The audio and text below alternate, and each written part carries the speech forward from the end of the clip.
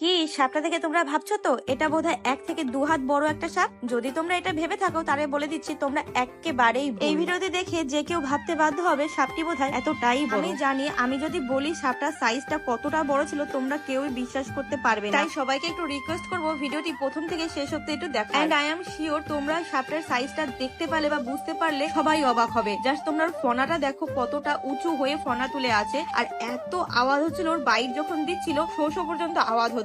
তোমাদের দাদাভাই যখন এই ভিডিওটি বানাচ্ছিল দেখো একদম ঘুরে ঘুরে ভিডিও বানাচ্ছে, সাপটি কিন্তু এক নজরও সরাচ্ছে না, পুরোটাই ও ঘুরছিল ক্যামেরার সঙ্গে সঙ্গে। আর তোমরা কি লক্ষ্য করেছো সাপটির মাথায় কত বড় একটা খড়ম আছে? আর যেটা দেখে বোঝাই যাচ্ছে সাপটি কিন্তু কোনো নর্মাল সাপ না। আর যে সাপের এত বড় ফনা থাকে সেটা কোনোভাবে নর্মাল হতেই পারে না। বাই দ্য ওয়ে এই সাপটি কিন্তু আমাদের বাড়ির উঠোনের একদম মাঝখানে ছিল। কোথা থেকে এসেছে বা কিভাবে এসেছে আমরা কেউই কিন্তু জানি না। আর এই সাপটাকে কিন্তু আমরা কোনোভাবেই মারতে চাইছি না, কারণ সাপটা কিন্তু অনেকই ছোট ছিল, একদম বাচ্চা একটা সাপ। আই থিঙ্ক তোমরা এবার এই ভিডিওটা দেখলে বুঝতেই পারবে সাপটার সাইজটা কতটা ছোট। একটা 10 টাকার বোতলের ভিতরে এই সাপটাকে আমরা ঢুকিয়ে অন্য কোথাও রাখার ব্যবস্থা করছিলাম। এই সাপটাকে কিন্তু এইভাবে তোমাদের দাদাভাই ঢুকাচ্ছিল। ওর না প্রচন্ড সাহস, জানি না এত সাহস কোথা থেকে পায়। বাই দ্য ওয়ে প্রথমবার কিন্তু ওই সাপটিকে ওর ভেতরে ঢোকাতে পারেনি, বেরিয়ে গেছিল, তাই এই যে দ্বিতীয়বার ঢোকাচ্ছে। আর এইবার কিন্তু সাকসেসফুলি ও সেফটি ভাবে সাপটিকে ঢুকে নিয়েছে কোনো প্রকার আঘাত না দিয়ে। এই সাপটিকে কিন্তু আমরা বাড়ির কোনো কাছাকাছি ছাড়িনি, দূরে একটা জায়গায় মাঠের মাঝখানে একটা পুকুর আছে সেইখানে গিয়ে আমরা ছেড়ে এসেছি, কারণ আমাদের বাড়িতে অনেক বাচ্চা কাচ্চা আছে। সাপটা অবশ্যই অনেকটাই বড় হবে, অনেকটা বিষাক্ত সাপ, আমরা তাই রিস্ক নিতে পারছিলাম না। আর দেখো তোমাদের সঙ্গে কথা বলতে বলতে ওকে কিন্তু আমরা মাঠের একটা মাঝখানে পুকুরের পাশে নিয়ে চলে এসেছি, এখন এখানে ওকে ছেড়ে দেব। এবার তোমাদেরকে আমি একটা রিকোয়েস্ট করব,